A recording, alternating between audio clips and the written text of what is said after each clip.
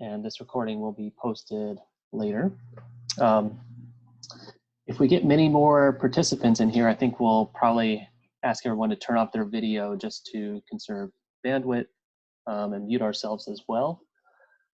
And so BK is going to be monitoring the chat here. So if you have questions along the way, type them in the chat, and BK will monitor that and relay those to Stephen. So without any further ado, go ahead and turn it over to Stephen. Take it away. Tell us about some games. We do already have one question. Do we listen quietly from the stalls, or can we heckle? Stephen, would you like to take that one? I enjoy heckling as much. I say we err on the side of heckling, and if it gets too off the rails, then maybe we can reel it back. So hi folks, I'm Stephen. Let me share my screen real quick while I'm talking here. This will stop Drew's screen sharing. That's okay with me. Nobody needs to see that. Do y'all see my screen there? That look good? Yes. Good. Yes. So right. So I'm the guinea pig. I'm not sure how I got volunteered to go first, but I was willing to do it. But the rule was that this is called Talk Math with Your Friends, and so I really wanted this to be talking math with my friends and trying to capture that kind of moment, because I know we're all kind of missing those informal moments at our institutions and being able to just talk about math. And so yeah, we're going to try and make this more of a conversation, and I'm particularly looking at Drew, BK, and TJ, and my other and Kate if her voice is up for it, because we talked a little bit about making sure we have a little bit of conversation going on here. So let's start this conversation. First of all, games. Do we know what games are? Do we feel comfortable? Have we played games before? Yeah, sure. Yeah, games are great. I love games. So as mathematicians, we probably need to, definitions. We care a lot about definitions. So what I'm going to pull up here first is, when I think of a game, I like to think of chess, and this is the sorts of combinatorial games that I'm going to be talking about, although my games will take a little bit longer than chess. But this idea of chess being a collection of moves you can make, and then you can describe a playthrough of the game just by tracking what moves each player made each round. That's the kind of idea, the model that we'll use to talk about games in this context. But in case that's a little bit too abstract for you, let's say you have two slices of bread. Let's say you have two slices of bread, and a game can be considered to be a tuple of M, which you might think stands for move, but actually stands for menu item. And W, you might stand for winning, but actually it stands for wonderful sandwiches. I can't decide if I love you or hate you right now. Yes. I'm sure the answer to that is yes. And so for our games, which are omega length or infinite length, here's how this game might be played out in terms of sandwich. So we have two players, and then they're going to take turns. Player one chooses A0, and that's player one's move. And that'll be a menu item that they put on the bottom slice of bread. And then player two is going to pick another menu item. Call it B0. Is bread on the menu here? No, the bread's just there for, to make sure it fits the definition of a sandwich. Okay, but we can't put bread in the middle.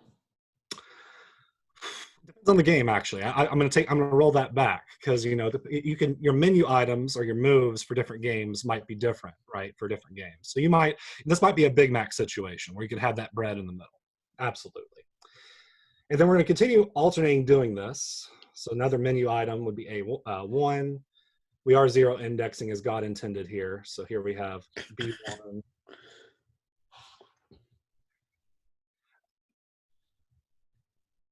Can your sandwiches be infinite length?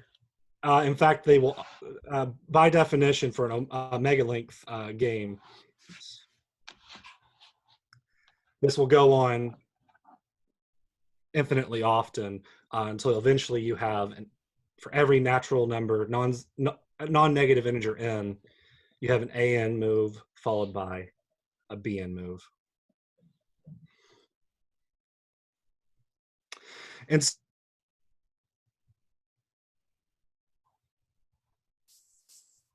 is a sequence of choices made by both players, just like you had in chess, the sequence of choices made by both players. And just by inspecting the choices that we make throughout the game, or by inspecting the menu items that we put on our sandwich throughout the process, we can decide whether the sandwich is a wonderful sandwich or not. If the sandwich is wonderful, player 1 wins. If the sandwich is not wonderful, player 2 wins.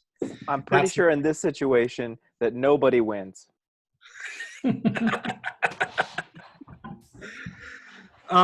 So this is actually my first sandwich meme. I don't do much sandwich memeing, but I felt like I had to. Don't you mean 0? But its index is 0. He has done no sandwich memes before this one. Oh god. Oh my. Because. And so now we have a perfect idea, and thanks to sandwiches, what a game is. Let's go back to we'll go back to the slide. All right. So here's an example of maybe a slightly more mathy, less sandwichy game that might be studied. And I like this one. This is my elevator pitch for why people care about omega length games, because it's a really nice proof of a result that I think most of us are going to be familiar with.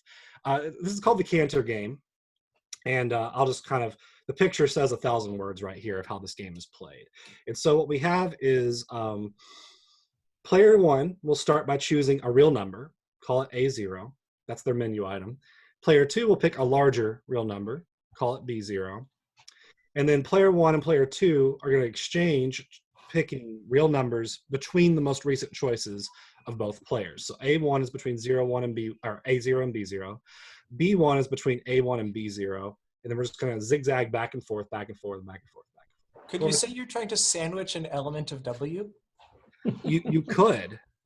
You could. In fact, I think you should in this situation. So the Cantor game is defined for any set W, subset W of the reals.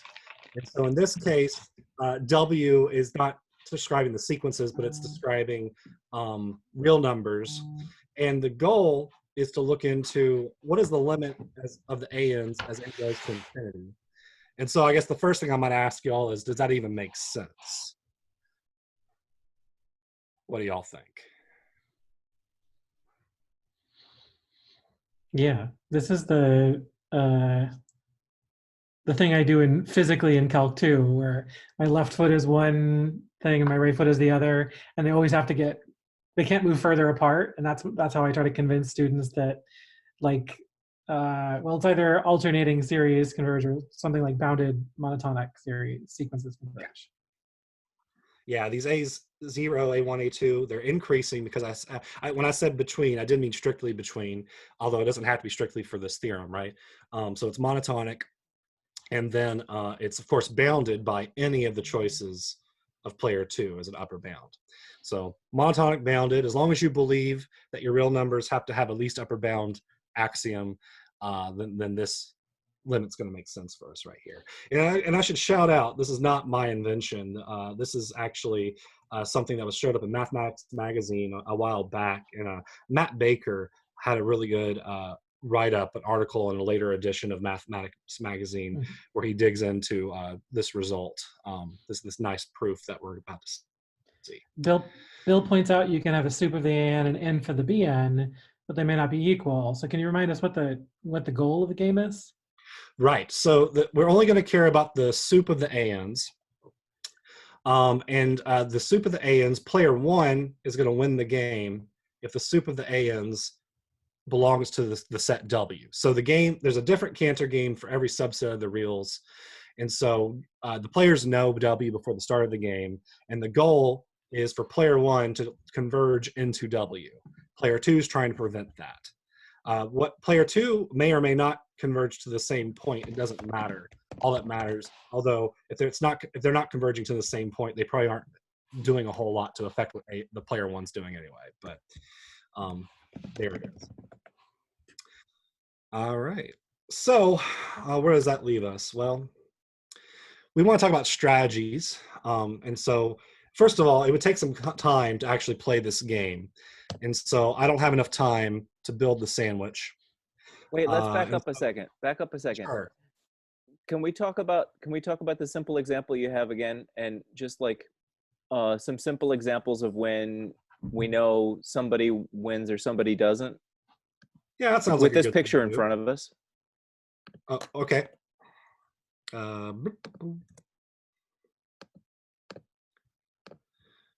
Yeah, all that right. one. Yeah, cool. So this is probably a fine picture just to work with right here. So let's talk about different payoff sets. First things first, if the payoff set is what I call W, right? Payoff set for player one. If W is all the real numbers, who would you want to be in this situation? Player one. Yeah, player one, because we just established that thanks to calculus 2, this limit exists, and so it'll be a real number, and so player one wins no matter what you do. In terms of if W is all the reals. And likewise, if W is empty, player two is going to end up winning this game no matter what. So let's see, what are some other interesting situations? What if W is finite? Who would you want to be? Can we start simpler? Can we start with like 1 point? Sure, if it's 1 point. If it's 1 point, then player two wins, right? Sure, let me draw a picture here. Or maybe 2 point. Okay, maybe I see finite points now. It's the same as 1 point. Yeah, let's just draw finitely many points. So this is my W right here. And there's only finitely many of them. 5, in fact, is a finite number. And so if I'm player one, I'm going to probably want to play below the green points. You can argue whether or not, that was useful or not. But then what's player two going to do? Someone has annotation abilities and stuck it right where they needed to. They just play below. It's a finite set, and A0 is below, some or all of them. You can just play the average of the least one, W least. And then that's it. And then now, no matter what happens the rest of this game, yeah, we're going to have a bad time for player one if it's a finite playoff set. Any other thoughts?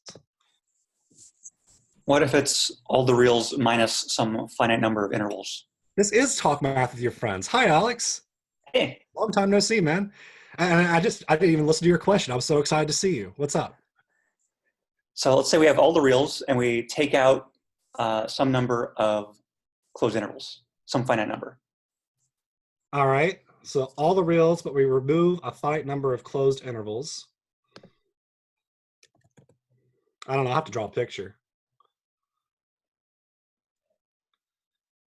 So I'm going to write the payoff set. So we removed closed intervals, which means that we're left with some open ray on both sides, and then maybe, all right, something like this.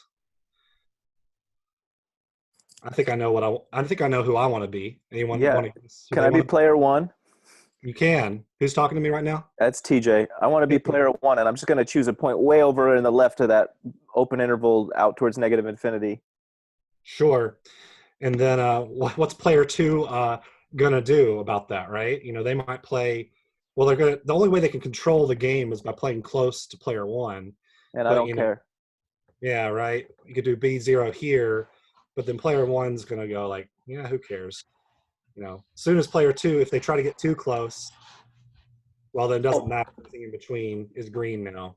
Well, player two is never going to try to cross that start end of the ray there, right? So player two is going to just sit in between.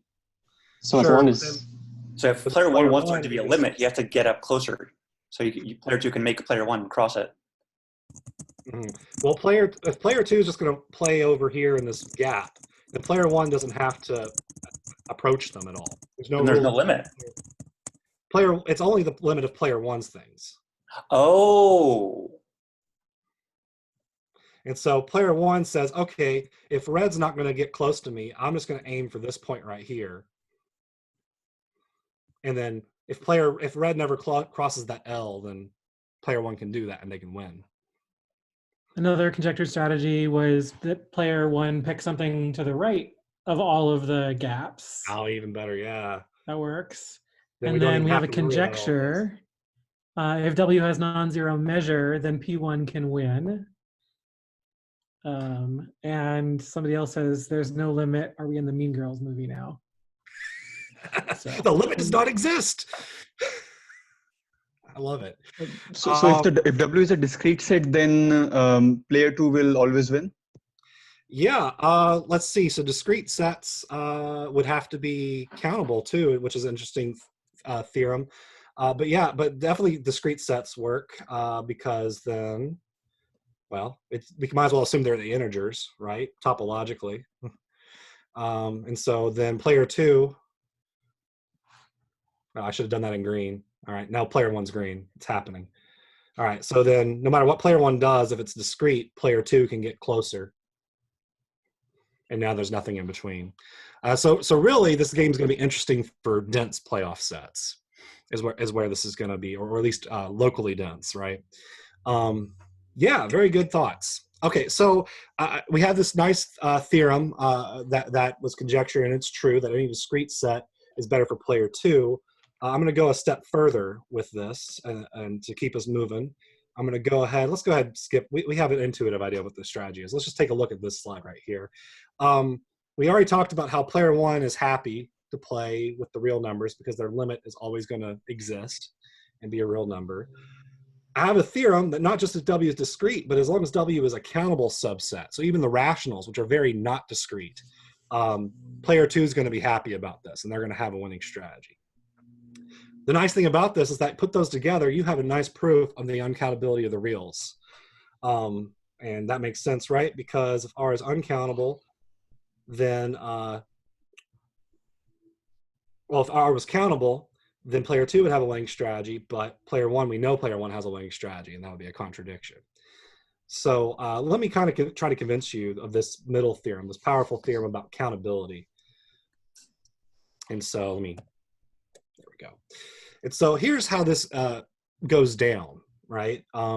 Player 1 chooses, what you're thinking about player 2's strategy, right? So player 1 picks a real number.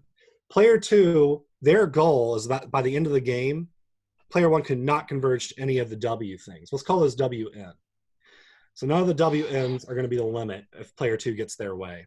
And the way player 2 does this is after player 1 makes their move, player 2 looks at it and goes, okay, let's find my W0.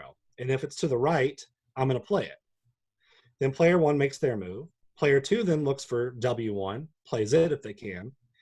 Player 2 makes, their move. But now W2 is not legal to play. That's okay. Player 2 will just skip W2 and play W3. And so every round, A3, W3 was okay. That'll be my W2. A4, well, W4 is over here, so I'll play W5 right here. And the idea is that if you do this process, every round you play the least legal W, or but that's it. Yeah, you play the least legal W, or it's possible that I guess that none of the W's are legal. Then you just pick your favorite number. The point of this is that if at every round you played the least legal W, or at some point none of the W's were legal, they're all going to be on the outside of the moves of players 1 and player 2, right? We played it to force it to be on the outside, or it was illegal, so it was on the outside. And you can then say, look, this limit can't be any of the W's because they were either played or they were illegal at some finite point during the game. And that is a proof of how this strategy is winning, unbeatable for player 2. People in the comments are really excited both about your proof strategy here and also your like surprise proof of the uncountability on the previous slide. Yeah, I just like to bask in this moment for a second. That's really a surprise, and it's kind of cool. Yeah, this is really cute, and I wonder if I can ask a question. So, if the winning set is in fact the rational numbers, what is P1 going to converge to? Can we say anything about that? And irrational. Let me think about this for a second. If we're employing this strategy, player 2 employs this strategy. Doesn't I this think depend a lot on how you order them? right. It's going to depend on your. Okay, so first things first. I am knocking the crap out of mathematics with the axiom of choice here, right? I am picking my favorite well order of the rational numbers, and gosh darn it, I can do it. Oh, there are explicit ones though. You don't need AC for that. Coming in. For rational numbers, there are explicit orderings. Oh, of course, yeah, you're absolutely right. I guess I picked an arbitrary one. You're absolutely right, but they're constructed, so you can pick your favorite construction of the. So Which is that might be an interesting thing to try, though, right? Is we could sharpen Spencer's question. I think it was Spencer, right? I think so. We could sharpen that question with, given a particular ordering of the rationals, where does this converge? Maybe I would assume somebody's already kind of looked at that sort of thing for some of these classical orderings. Well, I mean, there are uncountably many ways of ordering the rationals, and so I'm betting you could. I mean, it depends on what player one does as well, right? But you could kind of code up your favorite. Yeah. Okay. Way to get all these different irrationals. My bet is it would be like a lim-inf of that ordering unless the P1 is skipping like whichever lim-inf is beyond the highest P1 choice or something like that. So here's a thought that I have. I don't know the answer to is, all right. So let's say player two picks their favorite ordering of the rationals or whatever the countable payoff set. Well, let's just say no. Stick with the rationals. Rationals. Can player one then force? They can't. They're going to converge to an irrational for sure because of the proof. But can they pick their favorite irrational, given any ordering of the rationals? I'm sorry, can P1 pick their favorite or can P2? Can P1. So if P2 fixes their strategy, which is a winning strategy, the one on the screen here, can player one, if they have knowledge of this fixed strategy, then rig their playthrough? They've already lost, but maybe they can get a consolation prize by at least converging to their favorite irrational number. I want to say no, but I'm curious. Or at least there might be it might be that player two can only forbid counting many irrational numbers as well as the rational. I don't know. And so the questions in the chat right now are basically asking which player knows what information, which I suspect is a good transition for you. That's a very good question. Exactly right, because that's my specialty, is dealing with not a perfect information, which is what we had here. So this is going back to chess. You have perfect information, and at any point during the game, you could have a crib sheet of all the moves made by both players, and that's the bulk of the work being done is with perfect information strategies. But I'm interested in limited information and how much do you really need in order to play this? And in fact, I should mention that this game is very similar to the Banach-Moser game, which I'm not prepared to talk about a whole lot today, but it's the big granddaddy of these sorts of topological games where there's a very big open question about how much information you need in such games. The games I'm going to talk about are a little bit easier to deal with in terms of limited information. They also characterize a lot of nice topological properties of arbitrary spaces, and that's where selection games come into play.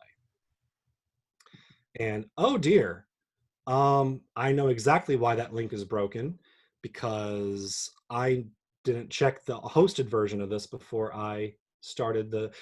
Give me 2 seconds to get a backup of this running. I apologize, folks. Okay.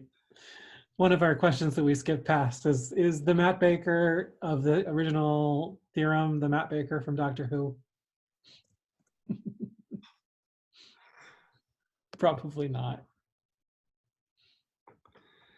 All right. So if you're looking at the slides online, the images are broken, and I'll fix that here in a little bit. But here's my my local version, which has working images. So here's what a selection game looks like. It's another little bit more abstract game.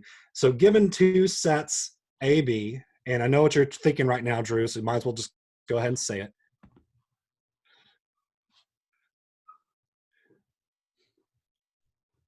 He's refusing. Probably thinking about sandwiches. That's true.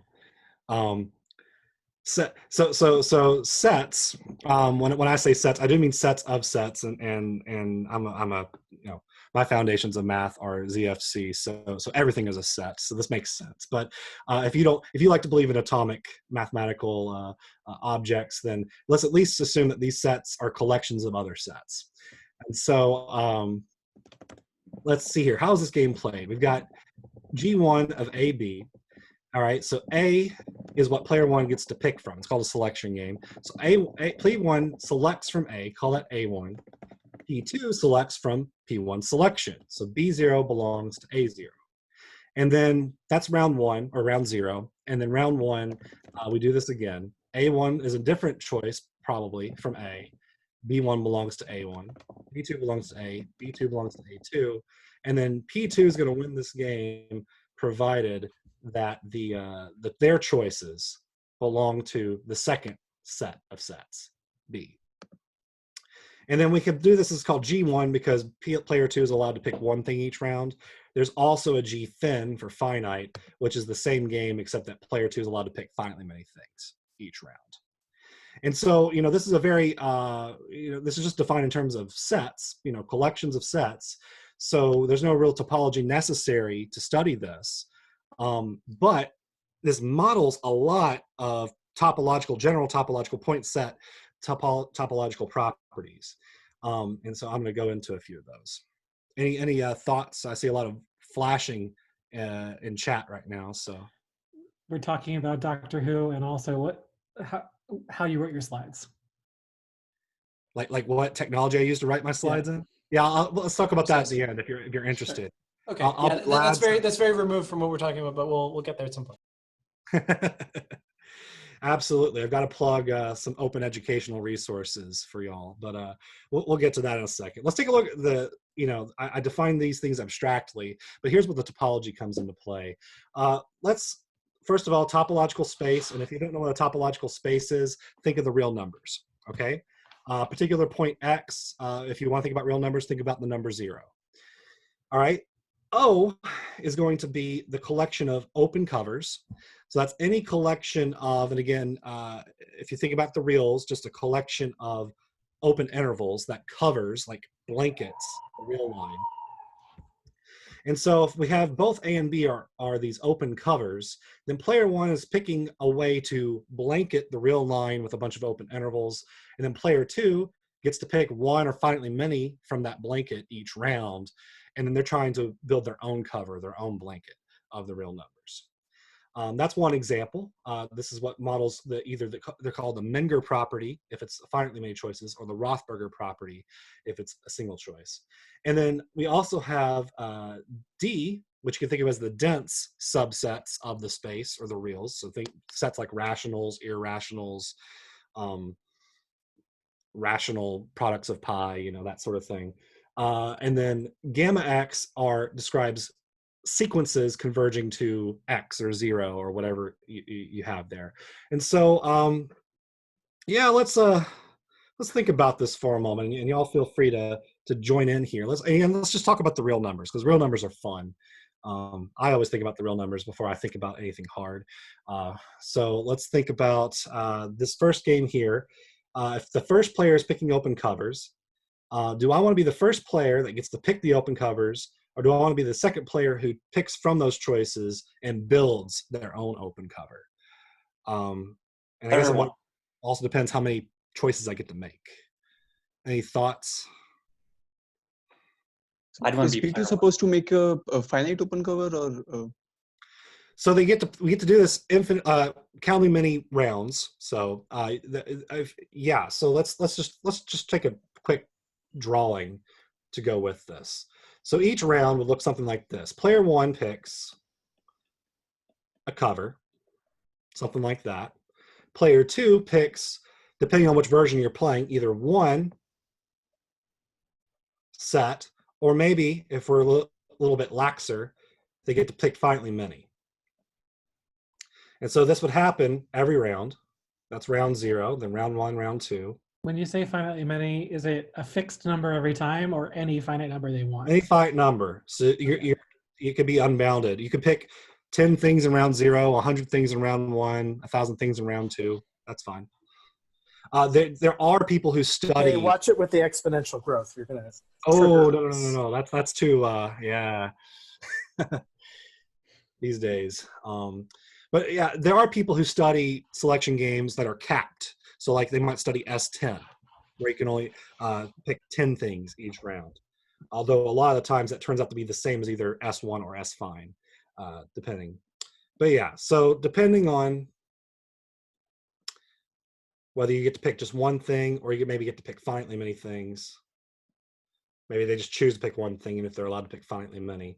At the end of the day, Red's going to take everything that they were able to cover. It looks like they covered this.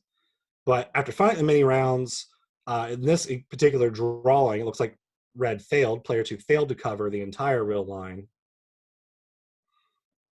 But maybe they got more. Maybe they got more stuff, and I just have a time to draw it in these dots right here. So given, and of course, this is given player 1's strategy, picking these pretty broad, intervals, right?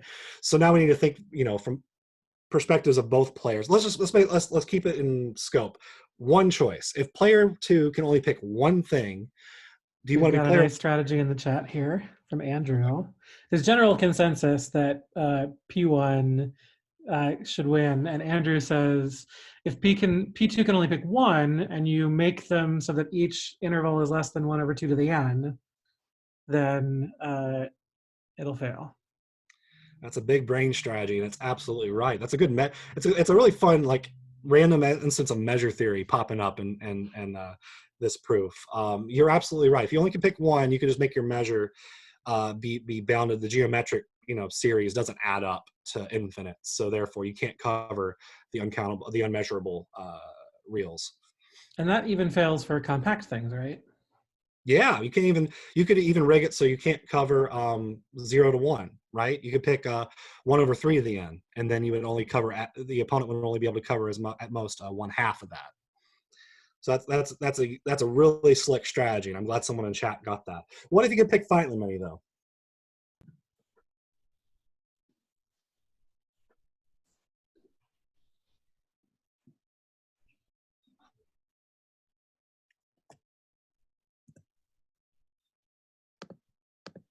While folks are thinking, I'll just draw a picture. Not of a sandwich, not this time.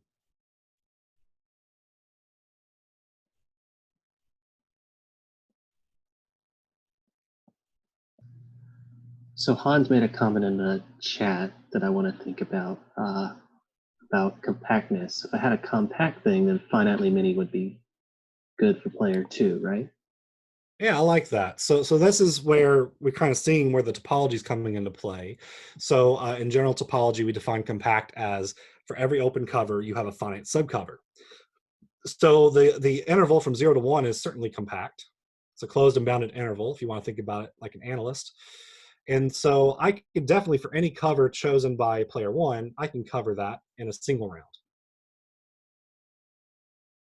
It might take, a few million, depending on, what player 1 chose for their open cover, but they could do it finitely with finitely many. So maybe that's what I'll do during round 1.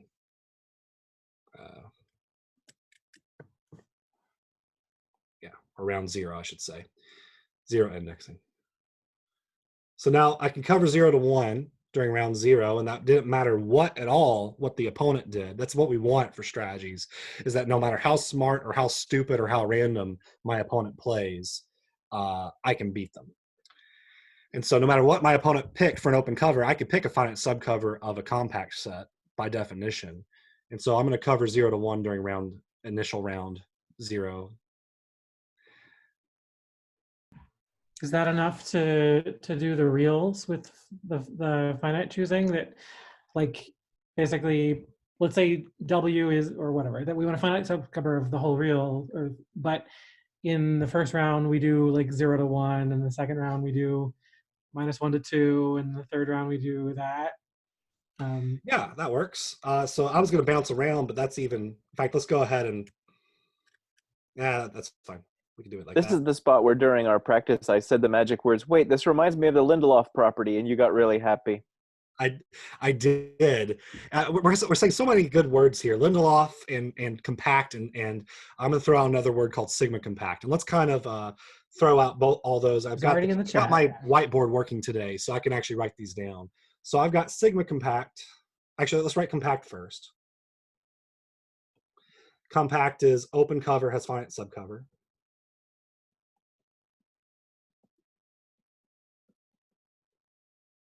Way over here, we have Lindelof, which is open cover, has countable cover. And then let's throw in sigma compact over here. That's a countable union of compacts.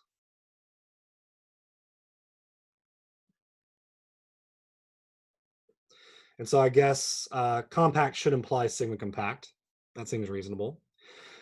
Sigma compact, well, the real numbers are sigma compact, right? There's countably many intervals, closed bounded intervals that cover the real line. Just take integer to next integer. All right. And then basically what we've talked about is how each round I could take one of those compacts and cover it. So I'm gonna actually redraw this picture up here to kind of reflect that way of thinking about it.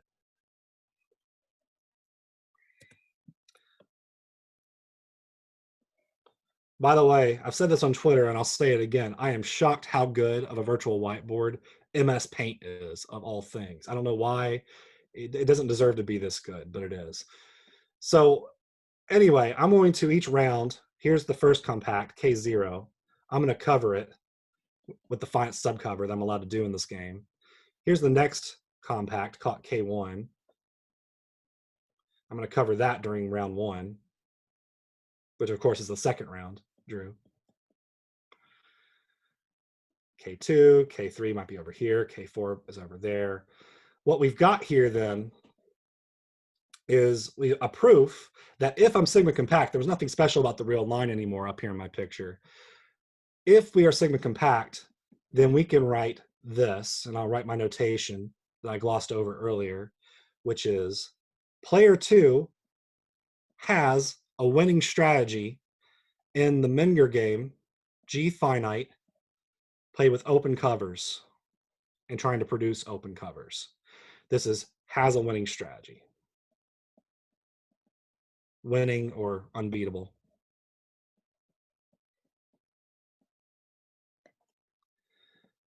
And then finally, I want to ask if there's any sort of relationship from having an unbeatable strategy for player 2 and the Lindelof property. What do y'all think?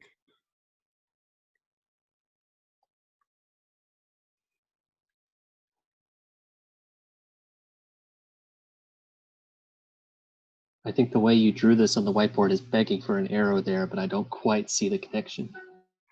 Well,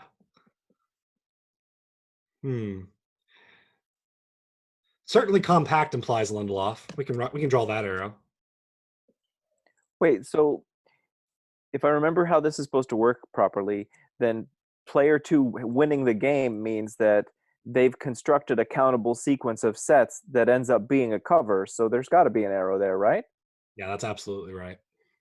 Yeah, the result of a winning strategy, in order to win, they had to produce an open cover, and they were only allowed to pick finitely many things for counting many rounds. So it's going to be a countable open cover, and so that's absolutely correct.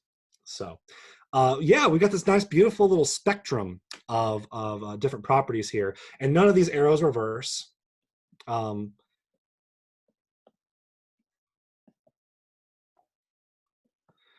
However, one of the arrows could reverse if I amend this a little bit. And so I'm going to make this arrow reverse right here. And now it actually does work. You know it works because I made it a big purple backwards arrow, I guess. But I can't just have it be any old winning strategy. It has to be what's called a Markov strategy. And I'll talk about what Markov is when I go back to my slides. So I want to reverse that arrow. Okay, so that's where limited information comes into play. So we have a strategy that can ignore all but the most recent move of the opponent, but might use the current round number is said to be Markov. And the strategy that we talked about, that we illustrated, only really mattered about the most recent move of the opponent, right? I said, take the open cover I have to pick from, ignore every other open cover that has been played during the game, because who cares? It turns out not to matter.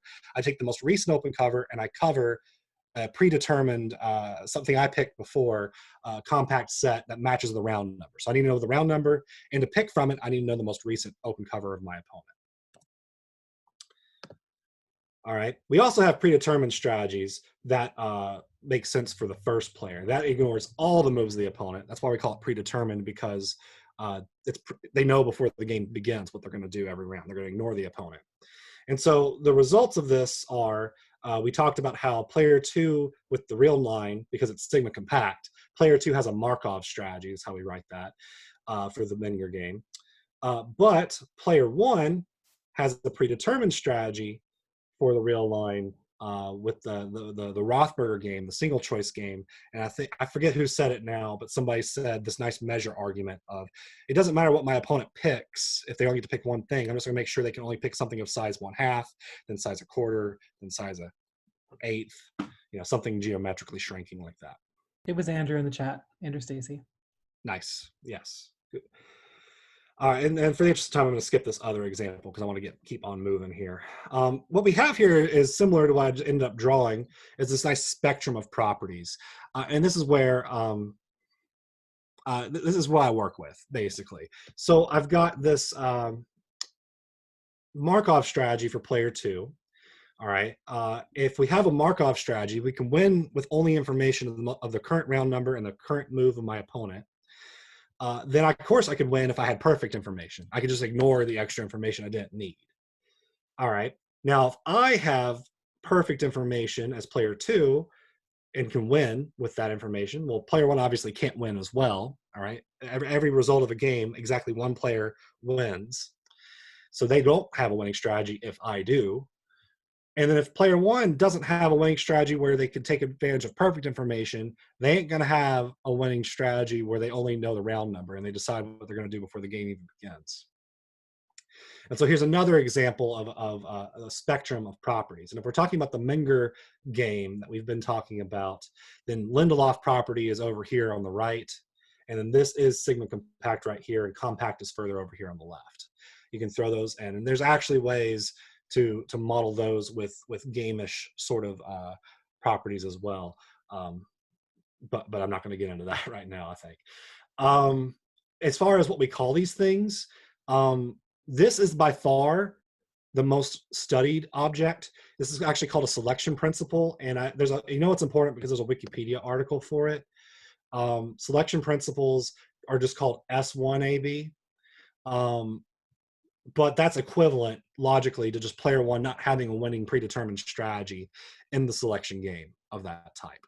And so that's why it's called the selection principle. And that's why it's just called property P. Whatever it represents is just the property P. I made this up for this talk, counter P, because often, even though they're not the same, like most of the things that we study, they actually end up being the same. And I guess that's where I'll go ahead and throw out this really super recent result by Francis Jordan. I was super excited to read this just a month ago. First things first, for the Menger game and the Rothberger game, this open cover game we've been talking about, player 1 having a winning strategy is equivalent to having a predetermined winning strategy. They don't have to pay attention to the opponent if we're just playing with open covers. That's an old result of Galvin and Palakowski. And I thought, I conjectured for the longest time that if you have any reasonably defined type of open cover, that was the kind of result was always going to work out. But February 2020, I saw a paper pop up on topology and its applications. Player 1 has a winning strategy with perfect information for picking compact covers. So those are covers that every open set. Every compact set is contained in a single open set. Instead of every point being in a single open set, every compact set is contained in some open set. But they can't do it with just predetermined information. They have to pay attention to what their opponent does. And it's a really neat and it's took a little bit of work to construct this counter example to make this happen. But I'm super excited to be able to share that with y'all what Dr. Jordan did there, because I was really excited to see that. So this arrow does not actually reverse, but it does very, very often in the things that we study, just not all the time, even in this example. This arrow not reversing is perhaps even weirder. If player 1 doesn't have a winning strategy, shouldn't player 2 have a winning strategy? Well, if the game were finite, then yes. And this is not, and I'm not a set theorist, so I'm not going to go down the rabbit hole of axiom determinacy and these other sorts of infinite length games and open and closed payoff sets. You can get into that and say that those games are what we call determined. Exactly one player has a winning strategy. But if you use or abuse, whatever you want to think of it, the continuum hypothesis and the axiom of choice, you can take a subset of the real numbers called a Lucent set. And any Lucent set is going to be what we call undetermined for the Menger game. I wrote G star, but I think I should have written G1. I think G fine. I think it should be the Menger game. That this is true. Both players don't have a winning strategy, but you've got to flex your set theory in order to construct these sorts of counter examples, because there's a whole alternative to the axiom of choice called the axiom of determinacy, where not Menger games but other games have to always be determined. So it's non-trivial to be able to get this stuff happening. Is this sentence really about like generalized tic-tac-toe or something like that? Each person picks something after the other one does, and there's no winning strategy. Right. Yeah. So for tic-tac-toe, the difference between tic-tac-toe in our games is that in our games there are no ties. So in tic-tac-toe there is a tie. So the theorem changes. For finite game theory, if there's no ties, one player or the other has a winning strategy. If you allow ties, then in a finite game, one player or the other has a strategy that they can't lose. They might tie, but they can't lose. One player is guaranteed to have that kind of a strategy. So in tic-tac-toe, it's player 1's game to not lose. They can force a tie if not win, if they play smartly. Yeah, it's a very good analogy. That's actually one of the analogies I go with as well for describing this work. If I can tell someone's not going to be impressed by my proof of the uncountability of the reals, I'll go with tic-tac-toe sort of analogy, especially tic-tac-toe played on a torus, where player 1 has a winning strategy that forces a win if you can have tic-tac-toes that loop across horizontally. Finally, this last result right here, strategic, player 2 having a winning strategy versus player 2 having a Markov strategy. So this is the difference between strategic Menger and sigma compact. There are spaces that are Menger and strategic Menger, but not sigma compact. And then if your space is second countable, there's a countable basis. Like the real numbers, you could just use open intervals with rational endpoints, only counting many of those, and that describes your topology basically. If you have that additional structure, then you can improve a perfect information strategy into just a Markov strategy. And that is my result, and I'm happy about that one as well. So, thoughts about this picture? Anything else? Something in chat maybe? Students decide. So, Stephen, would this be a good place to go ahead and stop so we can have the last 10 minutes for some questions from the audience? I better stop now, or I'll be on such a roll you won't be able to get me to stop. So let's go ahead. Did you want to show us your pretty final slides? I will show the pretty final slides. I do hear somebody trying to talk, a female voice, I think. Maybe I'm making this up. That was my dueling Zoomer in the background. Yeah. Oh, nice. Okay. Yeah. So I do have a even prettier picture because this is my big result. Is that there are also this notion of duel games. And so this is something that has been proven by hand for many, many years. Like the Rothberger game, open covers. There's a duel game called the point open game, where the first player picks points and the second player picks open neighborhoods of those points. And it turns out there's just this really nice, in general, it doesn't matter what your A, B are, they could be topological or whatever. There's a way to take a set A, define what's called a reflection, And then if you can prove that R has this reflective property of A, then you automatically get the duality, which means that Markov strategies for player 2 can be turned into predetermined strategies for player 1, the duel. Winning strategies for player 2 turn into winning strategies for player 1, the duel, and vice versa for predetermined and Markov for both players. And it gets you this really, I just think it's a neat picture right here. And so a lot of folks will spend, a paper published in 2019, they spent 3 pages proving this about a specific game. And then I was like, man, if it just got published, my general proof that works for all selection games where a reflection exists, which is a lot of them. So I'm really proud of this one right there. So thanks for letting me show off this pretty picture. Thanks. Yay. We have 2 questions from the chat we haven't discussed yet. One is the word category allowed here? And is this reflection of functor on games? I am not a good category theorist. I sat in on a category theory class my last year of grad school. I was all but dissertation, and I wish I'd paid more attention to it. I have a very abstract understanding of category theory, of what it does. I'm pretty sure that I could improve my study of these objects because I've stripped away all the topology now, right? So I feel like this should be some category theoretic, way of looking at this. But I don't have that background. If you thought this stuff was cool and you want to tackle it with some category theory, I'd love to talk to you more about that and see if maybe there's a way to do that. But I'm not well-versed enough in it. Reflection is a word I made up out of nowhere just because these games kind of reflect each other in a way. I did not mean to imply any sort of category theoretic terminology there. There's a request was there an open question slide that could be up while we talk about the other stuff? An open question slide.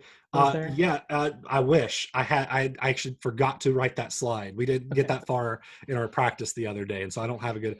I had to think about what's a good open question. I guess okay. I'll tell you an open question. Since I don't have a good slide like I should have had, a good open question is: what if instead of Markov you consider 2 Markov, which means that you know the round number and the 2 most recent moves of your opponent. I can prove to you that for selection games, that's as good as K Markov, where you know some fixed number bigger than 2 moves of your opponent. That's the same thing for player 2. What I don't know is whether that's the same as having perfect information. Knowing 1,000,000 moves, is that as good as having perfect information, where around 1 billion, you know all 1 billion moves? My guess is no. I'm guessing that there are some spaces where there's a winning strategy, but not a 2 Markov strategy. But I don't know that. I believe that is open as far as I know. So that would be my biggest open question related to the stuff we've got to talk about today. The other question that came up was a comment about pedagogy. So do you teach topology? Do you use these when you teach topology? And some people were commenting they might have liked or remembered topology if they had learned it via games. I kind of regret not. I kind of regret that I can't say that I do, but maybe I should. I do. I will say this: that I gave a talk once at an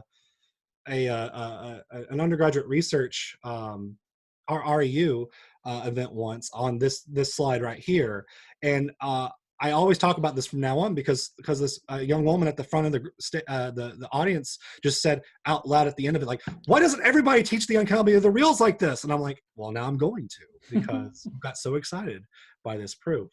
No, I love game theory, and I really struggled in grad school deciding whether I was going to do graph theory combinatorists with a game theory sort of focus to it. But then I got saved at the last minute by my topology instructor, professor, because he was like, oh, but did you know there's game theory used in topology as well? I was like, oh, tell me more. And so that's how I ended up writing a dissertation with him on this stuff. Parker asked earlier about the technology you used to write this. Sure. So this is, let me Google something for y'all, pretextbook.org. This is a nice, let me also throw this. Ooh, more reasons to get into pretext. This was just in like some AMS magazine I got or something, or this looks amazing. So here are the slides that we see right here, and don't be scared that I'm using a terminal right here to show this off. You can use any of your favorite text editor to author this. It looks like HTML, right? It's really like authoring HTML. I did write this in pretext, and so the neat thing about this is that I could also, with a little bit of moving things around, turn this into a PDF, like an article, or I could turn this into like a website, like a more like click. I'll show you what a pretext book looks like. It's all the same syntax though. I'll just pull up the documentation for this. Slides are in beta. That's why there's not a whole lot of fanciness to my slides. This is my original goal for this presentation back when it was a conference presentation was I was going to write my slides, and given the infinite time that I was going to have in this dream world, I was going to write my slides, and then I was going to add features to pretext to make my slides, to be able to make my slides look prettier. So that's going to be, that got, canceled with a lot of things that got canceled over the past couple of weeks. But if you want to write slides in pretext, we do have some documentation for you at pretextbook.org. Go to the documentation, look for the slides over here in section, bottom of section 4. There's a minimal working example on GitHub right here that you can just copy and paste. Nice. So it kind of works like Beamer, but it compiles to a bunch of different formats? Correct. It's write once, run everywhere. And so I'll point out as another example of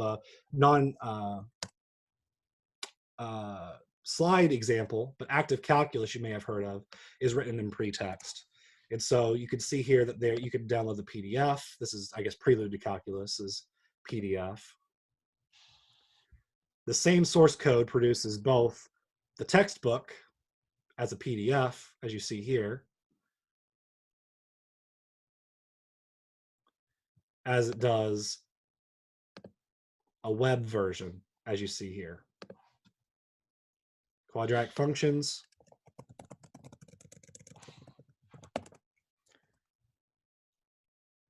Should have put 1.5 would have been quicker.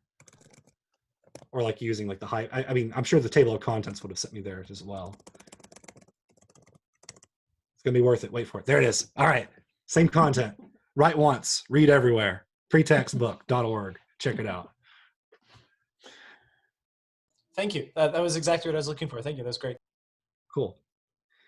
The only other comment that's popped up that hasn't been said is that somebody mentioned a measure theory games paper with some open questions. So it seems related. Yes, I believe I read a paper like that pretty recently. No, I'm not going to try and embarrass myself by trying to remember. That was about a year ago that I read this paper. But there was a game on. Yes. The one referenced here, I think the author is Fremlin. That sounds right. I'll just look at the chat real quick to see it for myself. Was that a recent thing in chat? From 454. Yes, I remember reading a paper once about using. No, it's the bottom one. Yeah. Yeah, measure using. That's an older paper, but maybe I should look into that then. I believe there was someone who hacked these sorts of open cover games, but had some restrictions on the measure of the open sets that you could use to cover, and then they characterized some measure theory concepts using games. I may be totally pulling out on my rear, but that's what I remember.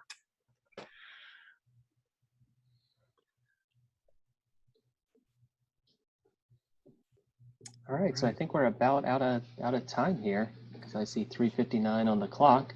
But I do want to take a minute to advertise our talk next week, same time, same place. We'll have Joanna Franklin telling us about defining randomness via computability theory. And did I see Joanna's with us today? Yes. Do you want to give us a 30-second advertisement? Awesome. So most people have some intuitive idea. If I give you an infinite sequence of coin flips, well, obviously just a finite one, but you could probably make some kind of guess about whether you thought it was random or you thought it wasn't. Like heads, tails, probably doesn't look terribly random, but mix it up a little bit, might look more random. But the thing is that that's not really a mathematical way of doing it. Different people will have slightly different intuitions. So how can we use some sort of mathematical tool to get some sort of definition of randomness that maybe all of us could agree, yeah, this is legit? All right, thank you. Thank you. Advertise it over. So that will be next week at 4 Eastern, 1 Pacific. So thanks everybody for joining us, and hopefully we'll see you again next week. Thanks, everybody. And thanks, Steve. Thanks for Thank organizing. you all. I Yeah, had thank fun. you. This was a lot of fun. Good job, This is Steve. exactly what I needed. Awesome.